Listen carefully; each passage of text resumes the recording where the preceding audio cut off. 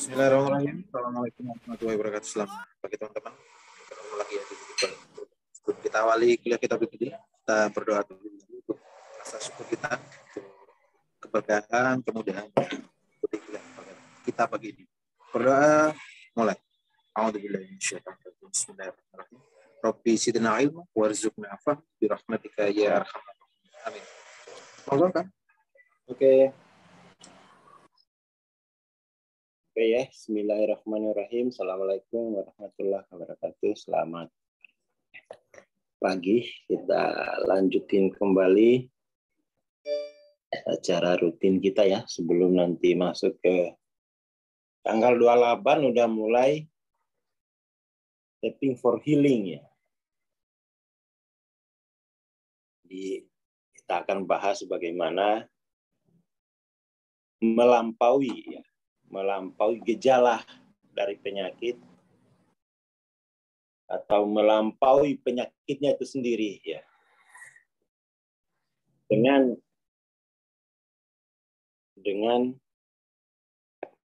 kesadaran diri gitu ya, dengan self awareness.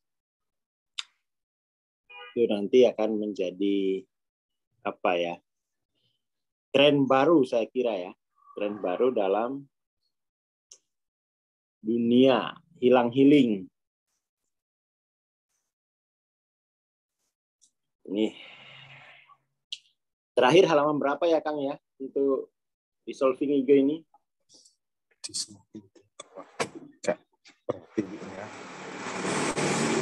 Random lah. Ini sekitar sini lah ya.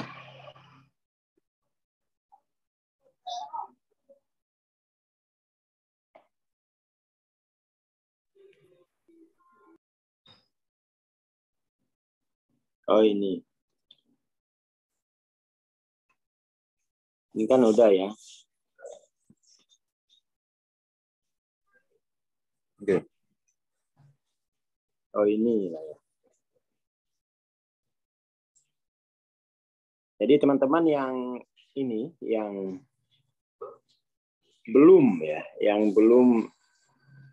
daftar atau buku tappingnya, segera daftar.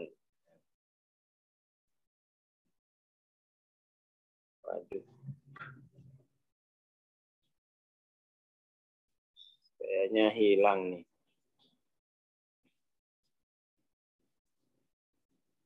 Terlalu banyak ya, Pak.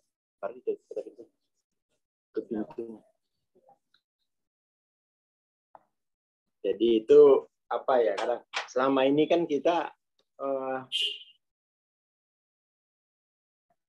bahas itu aja lah. Kita bahas soal mekanisme ya. Kayak apa sih penyembuhan menggunakan self awareness tuh ya? Gambarannya itu seperti apa? Saya carikan file saya dulu.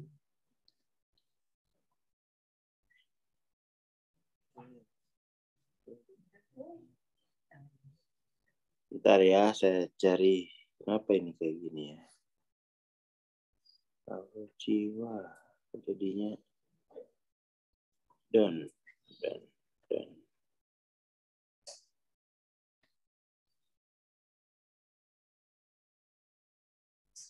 Ini sajalah. Saya pindah ke sini.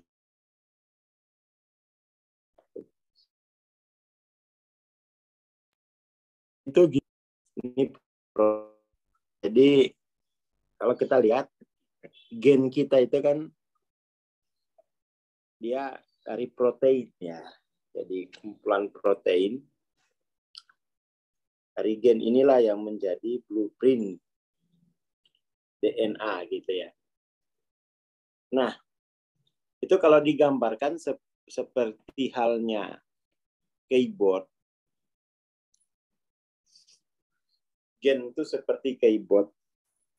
Maka kemudian itu self awareness kita lah yang menekan tombol mana gitu ya.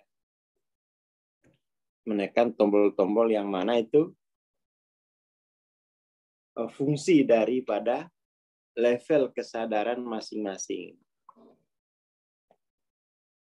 Jadi kalau level kesadarannya dimensi 3 itu pasti dia akan mencet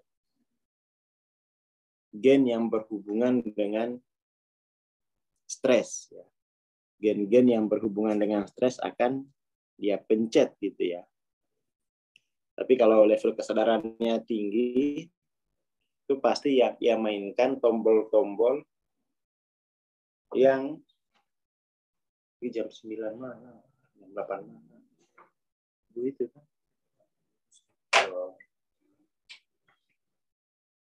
Balik. Jadi gen-gen yang berhubungan dengan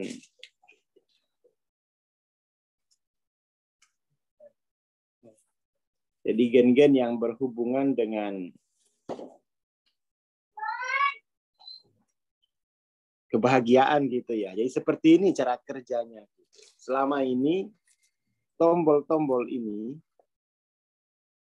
itu yang tekan tuh obat-obatan gitu. Yang nekan tuh obat-obatan. Ya. Seperti itu. Nah, kenapa bukan level kesadarannya sendiri yang nekan tombol-tombol itu? Itu bedanya ya. Jadi obat-obatan yang menekan ini digantikan dengan coba ditekan dengan level kesadarannya gitu. Itu sama kuatnya. Bahkan kata Bruce Lipton itu kalau yang nekan itu kesadaran ini lebih kuat daripada efek obat-obatan.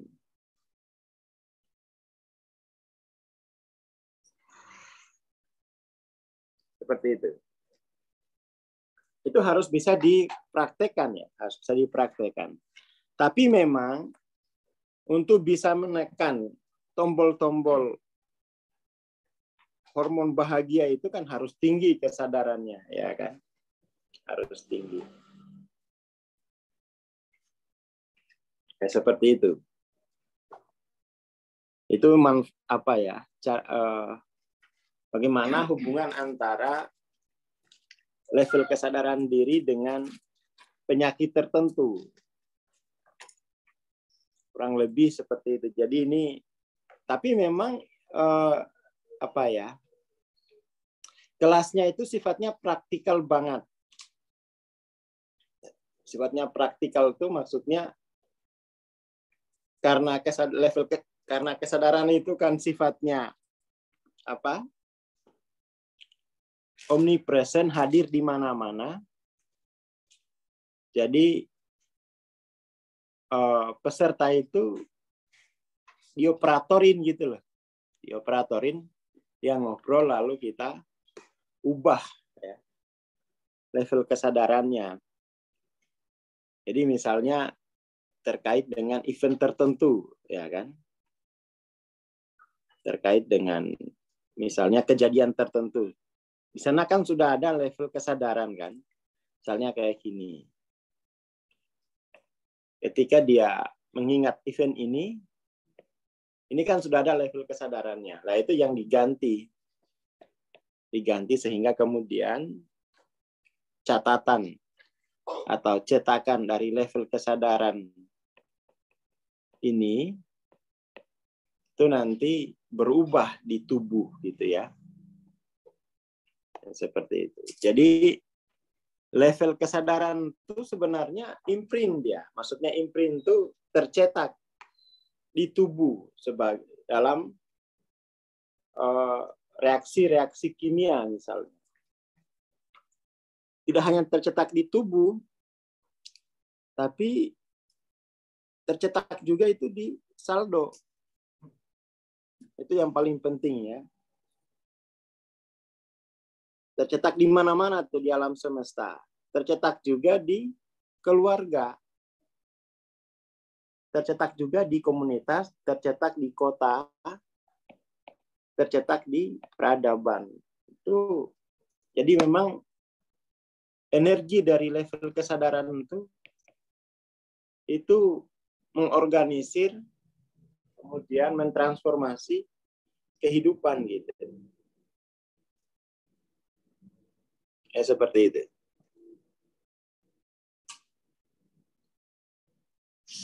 Jadi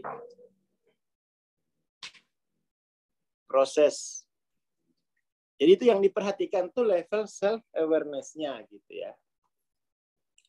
Nah soalnya kadang ini nih tidak menjadi perhatian masyarakat gitu, bahwa level kesadaran diri itu harus dievolusikan ya, harus dievolusikan. Kadang-kadang sudah lama di satu level ya, level dimensi 4. Misalnya, itu kalau nggak tumbuh, dia pasti lumpuh di situ. Kalau dia misalnya nggak tumbuh level kesadaran, dia pasti lumpuh kehidupannya tuh. Dia pasti lumpuh. Karena ini kan level individual ya. Level awareness tuh ada yang sifatnya individual, ada yang sifatnya kolektif. Nah, level kesadaran kolektif inilah yang itu membentuk level kesadaran individual. Jadi kalau level kesadaran individualnya itu tidak tinggi benar, itu lumpuh nanti dia akan dibentuk oleh level kesadaran kolektif. Coba mungkin Mas Cami bisa nggak ini loh, kita nonton lagi video apa namanya, bagaimana level kesadaran kolektif itu membentuk kesadaran individual gitu. Ada di video saya yang Aswar apa itu ya, Aswar Corner. Kita carikan ini, mau nonton bareng-bareng atau setelah ini saja. Itu ada kuliahnya gitu. Mana tuh ya video, bahwa level kesadaran individu itu dibentuk oleh level kesadaran kolektif. Makanya mau nggak mau, bagi yang sudah kuat level kesadarannya ini, jadi yang individu itu mestinya berkesadaran universal sehingga dia bisa membentuk kesadaran kolektif. Nah ini nih. Jadi kesadaran kolektif itu mempengaruhi kehidupan pribadimu gitu. Kita nonton bareng-bareng ya. All right, so we're going to be talking about how collective consciousness actually changes and affects our physical world. So this is going to bring into conversation. So everything you're seeing out there, all the chaos that may be happening, all the great things that are happening, all the different beliefs and stuff that are coming to the surface, all the new changes, right, or the things that stay in place, everything is affected by collective consciousness. And collective consciousness is constantly evolving, and each and every one of us is tied into it. So what we're going to do is we're going to explain how collective consciousness plays a role in actually affecting our physical world, such that we can understand why a shift in consciousness is at the forefront of how we are going to see change. The collective consciousness is a precursor to the actual physical solutions, thus change starts within, and that's where we got to focus. So if we're waiting on physical solutions to come and fix everything, we're going to see how that is not going to happen until we first change ourselves and empower ourselves to actually make these changes from a different place within ourselves. So collective consciousness, this is the way it works, right? Imagine, for lack of a better way of thinking about it, that there's this massive bubble, if you will, sitting above the planet. And each and every one of us is tied via, whether you want to view it as a cord, a wire, whatever it may be. We're all tied into collective consciousness, having our experience.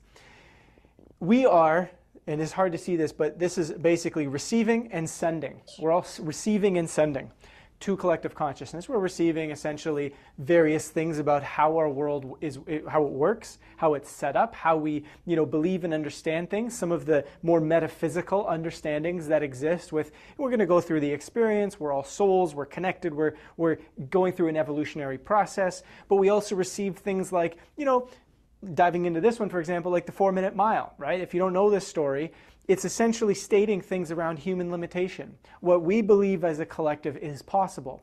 So the 4-minute mile is essentially someone had set out to basically run 1 mile, around a track in 4 minutes.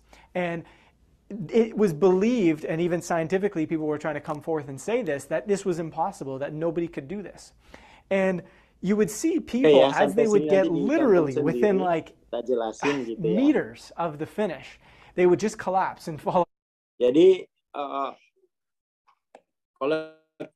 kesadaran kolektif itu digambarkan seperti awan besar yang itu menjadi server dari setiap individu. Nah, kayak gini. Menjadi server. Jadi tidak mungkin, dalam menggunakan teori ini, tidak mungkin penghasilan kita itu mampu melampaui kesadaran kolektif, di mana server kesadaran kita gitu ya. Jadi dalam kesadaran kolektif ini punya server, misalnya saya orang Muna, ya saya akan mendownload server saya ya di kesadaran kolektifnya orang Muna. Maka kemudian ya konsep saya tentang penghasilan itu yang mengikuti konsep kolektifnya orang Muna gitu. Makanya saya banyak membaca buku-buku dari luar itu untuk apa? Ya biar server kesadaran saya pindah ke Amerika sana. Iyalah. Ya kan? Biar server kesadaran saya pindahlah. Kalau yang enggak ini, kalau yang tidak membaca buku, itu server kesadarannya tetap berdasarkan kebiasaan dia ya. Server kolektifnya gitu. Jadi kesadaran kolektif ini yang perlu diwaspadai. Makanya ketika kita belajar kesadaran, justru yang harus kita bentuk itu kesadaran kolektif gitu. Jadi bukan hanya individu kita sendiri gitu. Nah, untuk bisa membentuk ulang kesadaran kolektif, individu ini harus berkesadaran universal. Harus berkesadaran universal. Di situ baru dia membentuk kesadaran kolektif baru, menjadi new normal. Ya. Menjadi new normal. Nah, prosesnya semacam itu. Jadi kalau berkesadaran individu, maka rezekinya itu sudah tercatat dalam kesadaran kolektif itu. Sudah tercatat. Dan itu sangat sulit untuk melampaui kesadaran kolektif itu. Sangat-sangat sulit. Tetapi kalau ada satu orang yang bisa melampaui kesadaran kolektif itu, maka yang lain itu bisa diubah dia. Bisa diubah. Nah, untuk melampaui kesadaran kolektif itu dengan kesadaran universal. Itu ya. Itu poinnya. Itu secara ilmiahnya begitu. Ini mungkin kalau kita orang Islam ya bisa bisa dikaitkan dengan ayat misalnya Allah tidak akan mengubah ya kan nasibmu sebelum kamu mengubah kesadaran kolektifmu gitu kan. Nah, selesai. Masalahnya adalah mengubah kesadaran kolektif itu harus dengan kesadaran ilahiyah. Harus dengan kesadaran universal. Ya, bahkan setiap desa itu ya berbeda kesadaran kolektifnya. Itu poinnya gitu ya. Jadi kadang-kadang tuh gini. Yang lucu itu justru sudah tahu bahwa setiap individu itu dia ngedownload, upload ya, ngedownload dan nge-upload level informasi dari ke dalam kesadaran kolektif, Harusnya kan kesadaran kolektif ini yang bersama-sama, malah berantem antar individu, saking nggak punya ilmunya gitu. Bukannya rame-rame berjamaah melampaui kesadaran kolektif, malah ngajakin berantem dia. Malah ngajakin berantem. Wah, itu tambah repot lagi. Akhirnya kesadaran kolektifnya kesadaran konflik, kesadaran kebencian gitu. Ya tambah nggak maju kehidupan. Ini menjelaskan ya, untuk menjelaskan bahwa setiap individu itu punya beban kesadaran kolektifnya masing-masing. Itu poinnya ya. Dan kesadaran kolektif itulah yang harus kita bentuk kembali. Dan seperti itu. Harus dibentuk. Maka tinggal milih gitu. Kita tinggal milih. Kita milih mau membentuk kesadaran kolektif seberapa luas. Ya kan? Se-Indonesia kah? Sekampung? Itu pilihan masing-masing itu. Ya saya katakan se-Indonesia gitu. Ya berarti seluruh kesadaran kolektif masyarakat Indonesia dan berbagai macam suku itu harus di counterbalancing. Itu kalau nggak pakai kesadaran universal itu cepat mati itu. Ya karena kolektif. Ya kan? Cepat meninggal di ini. Habis energinya beberapa kuat kesadaran individu mau mengatasi kesadaran kolektif yang sudah ribuan tahun. Ya kan? Sudah menjadi database kolektif. Ya, seperti itu. Maka mau nggak mau memang harus ini transendensi dulu, gitu ya. Transendensi. Dan mau nggak mau semua orang harus bertanggung jawab untuk mengubah feel kesadaran kolektifnya. Jangan harapin anak cucu, karena anak cucu juga punya beban kesadaran kolektif. Wah, saya harapin ke cucu saya aja. Cucu saya ini saya kuliahin saja di PCI. Cucunya nanti pergi ke Amerika nanti. Iya, apa? Mbak saya biarin.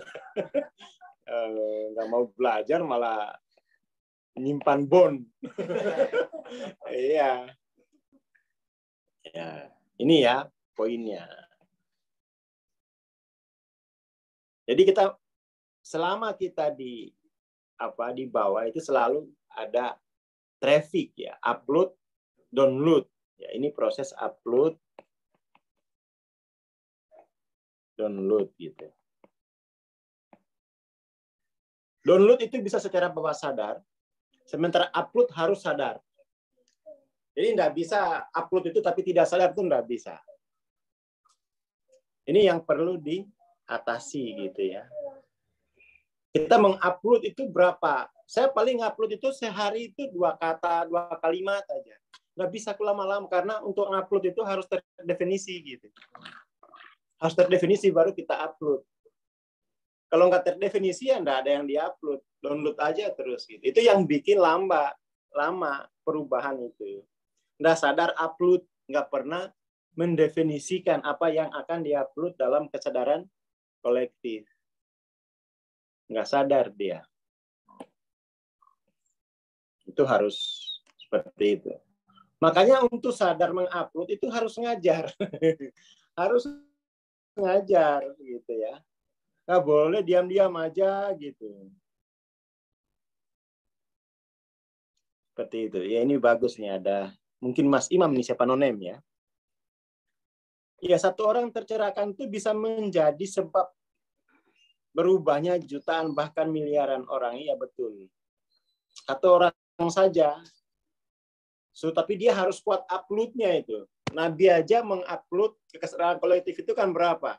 6.600 lebih ayat. Belum lagi hadits kursi. Belum. Nah itu kan jutaan yang dia upload ya kan. Nah, kita nggak ada yang dia upload, nyontek aja gitu. Niru terus nggak ada yang dia upload. Ya gimana? Ya, itu bisa kita lihat ya. Jadi Nabi itu menguploadkan ke dalam kesadaran kolektif umat manusia berapa ribu ayat. Hadis belum lagi hadisnya, perbuatannya kan diupload semua kesadaran kolektif. Makanya disuruh ikuti. Kamu download itu gitu kan. Jangan neko-neko. Bikin gaya-gaya sendiri. Sengsara nangis loh. ya kan? Ya seperti itu prosesnya gitu ya. Seperti itu. Jadi ini harus ada yang diupload. Jangan nggak ada yang diupload. Kalau nggak diupload pasti kita mendownload gitu. Nggak mungkin nggak. Nggak mungkin nggak. Pasti mendownload. Nanti teman-teman habis ini nonton yang ini ya. Kesadaran kolektif ini penting. Banyak contoh. Dulu ya, contoh yang paling terkenal itu soal rekor 1 menit ya. 1 menit 4 mil. Dulu itu orang tidak bisa menembus batas itu. Setiap kali mau tembus langsung pingsan. Sama dengan teman saya gitu. Setiap kali mau dapat uang sakit. Memang kesadaran kolektifnya nggak punya duit. Gitu. Dapat uang 10 juta itu langsung aja muncul sakitnya gitu. Akhirnya buat beli obat. Capek juga kita ngasih duit. Ya udah mendingan nggak usah, sehat dia malah. Itu kesadaran kolektif itu karena kesadaran individunya belum mampu melampaui batas 10 juta itu. Kayak adik saya gitu ya. Mau minta dibeliin apa gitu. Belum dibeliin tuh udah pingsan. Nggak usah. Memang belum kuat kesadaran individu. Belum cocok jadi orang kaya. Kayak teman saya lah yang di Surabaya gitu. Udah punya uang 40 juta. Ada teman saya di Surabaya. Ya akhirnya sehari habis itu. Sehari habis karena dipakai buat apa gitu. Hah? Oh, orang itu kok. Orangnya datang, gagal jadi sultan dia. Ya karena kesadaran kolektifnya itu terlalu besar, jangan. Kamu apa kata orang kalau punya uang segitu? Ntar kamu nikah lagi, misalnya ada kesadaran kolektifnya kan. Maka secara bawah sadar itu dia melakukan tindakan untuk keluar dari kesadaran kolektif jutawan gitu. Gitu loh Mas Cami. Siap. Jadi pasukanmu itu di-upgrade kesadaran individunya ke kesadaran universal. Jadi berapapun yang masuk tidak masalah gitu. Masa baru punya 40 juta kok langsung gagal jadi sultan. Itu berarti kesadaran kolektifmu itu, atau gini, itu bisa jadi loh kayak penelitian 5 orang terdekatmu belum punya segitu gitu. Coba kamu periksa 5 teman terdekatmu, belum ada yang punya saldo segitu. Kecepatan berarti Kang ya? Hah? Kecepatan. Nah, mestinya kamu pindah teman ke Semarang. Itu ada penelitiannya kan. Saldo kita itu tidak jauh-jauh dari 5 orang terdekat kita yang sering ngopi. Lah kamu itu akhirnya teman terdekatmu itu menjadi kesadaran kolektifmu, jadi server kolektifmu gitu. Ya kan? Ya itu repotnya di situ gitu. Jadi 5 orang terdekatmu itu menjadi feel kesadaran kolektifmu. Kesadaran kolektifmu, itu terlalu kaya kamu 40, ya udah langsung lakukan reversal. Dia balik ke 0 lagi gitu. Biar cocok dengan kesadaran kolektifnya gitu. Jadi kesadaran individu itu hanya akan selalu mencocokkan diri dengan kesadaran kolektifnya gitu. Kenal apa? Kenal Ambo ya. Nah, hati-hati nih ya, hati-hati. Makanya ya masa kita tinggalin teman-teman kita? Nggak mungkin kan? Maka mau nggak mau itu tetap bersama teman, tapi kitanya yang berkesadaran universal gitu. Hanya itu cara yang paling manusiawi. Daripada kita usir mereka, kamu jangan berteman sama saya, disantet lama-lama. Nggak punya teman kan nggak mungkin. Nanti dibilangin kalau kamu meninggal kubur sendiri ya. Disumpahin gitu. Mau nggak mau itu cara yang paling bagus itu adalah mengajak kita dulu yang berkesadaran universal. Kita dulu yang berkesadaran universal untuk mengubah kesadaran kolektif. Nah besok ini ya kita akan ubah kesadaran kolektif tentang sakit. Ya, kita akan ubah. dengan kesadaran, dengan tapping for healing itu akan kita ubah kode-kodenya itu. Selama ini kita kalau untuk mengubah ekspresi gen itu dengan obat, enggak, dengan awareness bisa rame-rame itu. Ya kan, jadi harus kolektif juga karena kesadaran obat itu sudah menjadi kesadaran kolektif. Baru lihat mereknya aja itu udah tenang hati. Ya kan, udah senang, udah berubah. Itu kita ngedownload soalnya.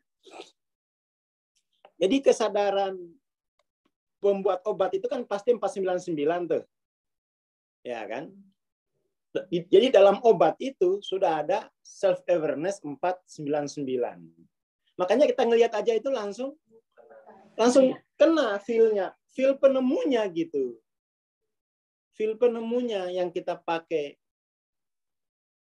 Makanya kalau di pondok itu ya dikasih tulisan-tulisan Arab gitu aja. Itu bukan materialnya sebenarnya. Feel yang buat itu, yang buat wali ya kita minum itu langsung sembuh. Karena feel kolektif yang disimpan wali gitu. Jadi bukan obatnya sebenarnya, tapi kesadaran yang dibalik itu gitu kan. Nah nanti besok kita bikin feel kolektif untuk pengobatan tuh ya 600-an gitu ya. Pakai kesadaran 600, jangan 499. Kenapa? Mahal. Mahal itu. Kita pakai yang 600 feel kolektifnya. Sebenarnya bukan placebo, nocebo, itu istilah aja, itu istilah material gitu. Placebo efek itu karena kita mengingkari bahwa jiwa itu ada. Bukan efek samping, tapi memang efeknya gitu. Memang efek kesadaran kolektif yang mempengaruhi materi kan. Tapi bagi yang berpaham materialis, hal semacam itu disebut placebo, nocebo. Ya enggak, memang efeknya begitu. Memang efek kesadaran kolektif itu bisa ke tubuh gitu kan. Bukan efek samping, tapi memang efeknya. Yang bilang efek samping kan, itu yang jualan obat. Bagi kita itu ya enggak, itu memang efeknya. Sudah memang efeknya kan. Ya seperti itu gitu. Kita ganti feel kesadaran kolektifnya. Tapi yang daftar baru dikit ya Kang ya. Iya, belum 300 Kang. Nah ya ini juga Indonesia ini. Disuruh shifting tuh nggak mau gitu. Disuruh ganti. Jadi ini harus namanya shifting. Ya. Shifting. Dia harus disuruh shifting. Shifting itu suruh ganti medan kesadaran kolektifnya. Bahkan kan ada tuh di Amerika sekelompok jamaah kelompok kayak tarekat di sebuah kekristenan gitu. Mereka itu minum racun ular tuh nggak mati. Kenapa? Kesadaran kolektif mereka sudah mampu mengatasi efek racun di tubuh gitu. Jangan dicoba-coba Mas Camim. Kamu jangankan racun, nasi basi air langsung opnam. Jangan coba-coba ya. Mau makan burjo basi dikit aja kamu langsung opnam. Apalagi racun ular. Jangan coba-coba. Jangan coba-coba. Itu harus shifting feel kesadaran kolektifnya. Di Indonesia ini kan feel kesadaran kolektif 600 itu ya belum pernah dibuat kan. Lah ini mari kita buat bareng-bareng ya kan untuk masalah sakit. Tinggal download. Kalau kena sakit kan download. Makanya bagusnya itu kan nanti berjamaah. Berjamaah itu nanti satu orang yang sakit, yang lain tuh upload. Oh ya, begitu caranya ya. Kalau aku kena itu, aku sudah punya database gitu. Itu namanya teknik borrowing benefit. Teknik borrowing benefit. Yang penting hadir aja. Hadir, ikut upload gitu. Kan nanti kita akan definisikan bareng-bareng kan. Itu upload. Habis upload, sadaqallahul lazim. Jangan habis upload, apa benar Bang Aswar ini? Malah nggak jadi. Malah ragu dia. Malah nggak jadi shifting. Nggak percaya aku. Soalnya masih jomblo. Ya nggak ada hubungannya. Nggak ada hubungannya ya. Oke, itu poin penting ya. Itu poin penting. Ayo ajak ya. ajak investasi. Investasi dalam kesadaran kolektif untuk kesehatan gitu. Di Amerika itu gitu. Makanya coba lihat, seminar-seminar spiritual di Amerika itu yang hadir itu bukan 1 RT. Itu ratusan ribu, bahkan jutaan mereka itu nge-Zoom. Mereka itu ada acara kayak misalnya Tapping Summit ya. Tapping Summit. Ini yang hadir itu kadang 25 juta gitu. Orang mau investasi ke kesadaran kolektif. Bayangin 25 juta rame-rame. Kan langsung harga pasar tuh. Langsung tinggi kesadaran kolektif kita. Ini kita diajak mau upload kesadaran kolektif untuk dirinya, keluarganya, ya masih slow-slow aja gitu ya. Karena belum ngerti sebenarnya. Jadi awareness itu, dia kalau sudah masuk dalam ruang waktu, dia bikin klaster dalam kolektif gitu. Dia ambil klaster gitu. Jadi kan awareness itu kan cahaya Tuhan ya, masih di langit. Ketika masuk ke dalam, ya masuk ke dalam kesadaran kolektif, dia apa namanya itu beradu di sana, beradu, ya kan beradu. Itu ya teorinya begitu. Nah gitu dong, siap ikut. Nah bagus nih. Masa kita enggak pernah berjamaah? Makanya anjuran berjamaah itu karena memang untuk kesadaran kolektif gitu. Kesadaran kolektif. Jadi nggak boleh lagi bermusuhan ini. Nanti perang di field kesadaran kolektifnya. Jadi ini untuk para jomblo ya, tips. Jadi untuk para jomblo, sebelum ke orangnya, langsung serang dulu kesadaran kolektifnya gitu. Ini rahasia para jomblo ya. Langsung sentuh dia pada kesadaran kolektifnya gitu. Jangan kesadaran individualnya gitu ya. Itu yang paling penting ya untuk pagi ini. Jadi video tadi silakan ditonton gitu ya. Jomblo hadir. Kasihan.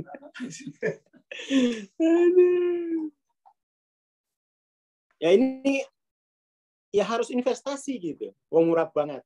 Dan itu nanti capaian satu orang itu bisa diupload bareng-bareng gitu loh. Makanya disuruh ketik di komen itu biar upload juga dia. Partisipasi upload. Biar dia punya catatan gitu kan. Nah, ini bagus nih teori kesadaran kolektif membentuk kesadaran individu. Makanya hanya yang berkesadaran universal lah yang bisa membentuk, bisa men-shifting kesadaran kolektif. Itu poinnya pagi ini. Terima kasih. Assalamualaikum warahmatullahi wabarakatuh. Waalaikumsalam warahmatullahi wabarakatuh. Terima kasih Bang Aswar. Terima kasih teman-teman. Teman-teman MTLOC, alumni, nanti jam 10 ya kita ada mentoring MTLOC. Dan bagi teman-teman yang sudah daftar Tapping for Healing, insya Allah kelasnya mulai Rabu besok. Yang belum daftar, segera daftar. Terima kasih. Assalamualaikum warahmatullahi wabarakatuh. Selamat pagi.